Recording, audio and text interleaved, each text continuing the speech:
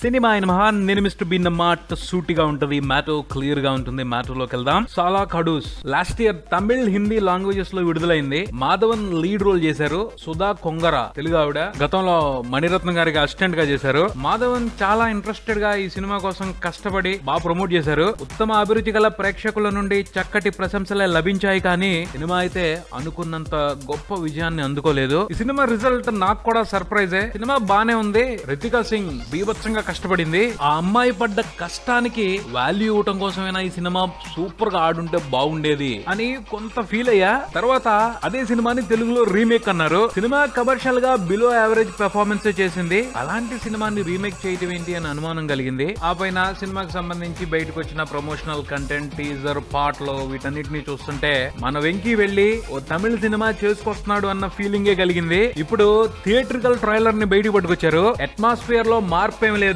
తమిళ వాసనే గుప్పు మందే. అయినా ట్రైలర్ కి సంబంధించి రెండు విషయాలు మాత్రం కట్టి పడేశాయనే చెప్తాను. ఒకటి విక్టరీ వెంకటేష్, రెండు రితికా సింగ్. ఈ సినిమాలో హీరో యాంగ్రీ బాక్సింగ్ కోచ్, విపరీతమైన కోపం, షార్ట్ టెంపర్ కంట్రోల్ చేసుకోలేడు. ఆ రోల్ లో మాధవన్ పర్వాలేదు అనిపించాడు, కానీ ఎందుకో కంప్లీట్ అడ్జస్ట్మెంట్ లేదు. ఎందుకంటే మాధవన్ సాఫ్ట్ క్యారెక్టర్లతోనే ఎక్కువ అందరికి పరిచయం. అతని స్వభావానికి కూడా సాఫ్ట్ క్యారెక్టర్సే సూటబుల్ గా ఉంటాయి. ఆ క్యారెక్టర్ కి సంబంధించి మాధవన్ తో మిస్ మ్యాచ్ జరిగిందని ఇప్పుడు తెలుగులో గురు థియేట్రికల్ ట్రైలర్ చూస్తుంటే క్లారిటీ వస్తుంది. ఇక్కడ మాధవన్ ని తక్కువ చేయటం కాదు, కొన్ని క్యారెక్టర్లు కొంతమందికి బాగా యాప్ట్ అవుతాయి, కొంతమందికి సరిపడవు. ఆ తేడాను గమనించండి. ఆ సినిమా చూస్తున్నప్పుడు ఇది పెద్దగా అనిపించలేదు, కానీ ఇప్పుడు వెంకటేష్ ని చూస్తుంటే ఆ క్యారెక్టర్ లో అర్థమవుతుంది ఇలా ఉండాలి ఆ క్యారెక్టర్ అని. ఒరిజినల్ లో రితికా సింగ్ చాలా చోట్ల డామినేట్ చేసింది. ఆ అమ్మాయి పర్ఫెక్ట్ గా ఆ క్యారెక్టర్ కి ఫిట్. ఎందుకంటే షీఈ్ ఏ బాక్సర్, ట్రైనింగ్ కూడా తీసుకుంది, చాలా కాంపిటీషన్స్ కి వెళ్ళింది. యాక్టింగ్ కి సంబంధించి ఈజ్ పట్టుకుంది, బ్రహ్మాండంగా చేసుకుంటూ వెళ్ళిపోయింది. తన నేచురల్ యాక్టింగ్ తో కొన్నిసార్లు మాధవన్ కూడా డామినేట్ చేసింది. కానీ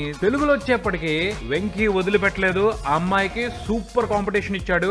ఎన్ని సంవత్సరాల అనుభవం వెంకీకి తెలియందా? ట్రైలర్ లో కనిపిస్తున్న కొన్ని షార్ట్స్ చూస్తుంటేనే అర్థం అవుతుంది. ఇద్దరు కూడా యమ పోటీ పడి నటించారు ఈ సినిమాలో అని. Short temper angry boxing coach గా వెంకీ పర్ఫెక్ట్ గా ఫిట్ అయినట్టు ట్రైలర్ చూస్తుంటేనే అర్థమైపోతుంది. చాలా బాగా అడాప్ట్ చేసుకున్నారు ఆ క్యారెక్టర్ ని. ఆయన బిహేవింగ్ అంతా కూడా సూపర్ ఇంప్రెసివ్ గా ఉంది. ఓ మంచి సినిమాటిక్ ఎక్స్పీరియన్స్ ని ఆ క్యారెక్టర్ తో తెలుగు ఆడియన్స్ కి వెంకీ ఇవ్వబోతున్నారని అనిపిస్తుంది. ఇక రితికా సింగ్ విషయానికి వస్తే ఒరిజినల్ లో ఎంత ఎనర్జీతో కనిపించిందో ఇంచు కూడా తగ్గలేదు. ఇంకా చెప్పాలి అంటే రవ్వంత ఎక్కువ ఉత్సాహంగానే తెలుగులో కనిపిస్తుంది ఆమె. ఇలాంటి మాస్ అమ్మాయిని ఈ మధ్య కాలంలో మనమెవరం సినిమాల్లో చూసుంటాం. తప్పకుండా రితికా సింగ్ కూడా తెలుగు ఆడియన్స్ కి ఓ మంచి అనుభూతిని ఈ సినిమా ద్వారా పంచే అవకాశమే ఉందని గట్టిగా చెప్పొచ్చు. ఈ రెండు సంగతులు సినిమాకి సంబంధించి మేజర్ హైలైట్స్ గా కనిపిస్తున్నాయి. పోతే సినిమాలో వాతావరణం మాత్రం నాన్ లోకల్ ఫీలింగ్ నే కలిగిస్తుంది. కొంత తెలుగు నేటివిటీకి దగ్గరగా ఉంటే బాగుండేదేమో. పాటలు, డైలాగులు, సెట్స్ అన్ని కూడా డబ్బింగ్ సినిమాని చూస్తున్నామేమో అన్న ఫీలింగ్ కలిగిస్తున్నాయి. అయినా కంటెంట్ తో ఆడియన్స్ కనెక్ట్ అయిపోతే ఇవేమీ పెద్ద విషయాలు కాదు. ఈ సమ్మర్ కి గురు తెలుగు ఆడియన్స్ ని పలకరించనున్నాడు. చూద్దాం ఈ గురు ఎలా మెప్పిస్తారో. మరిన్ని అప్డేట్స్ కోసం please do subscribe Maruthi talkies.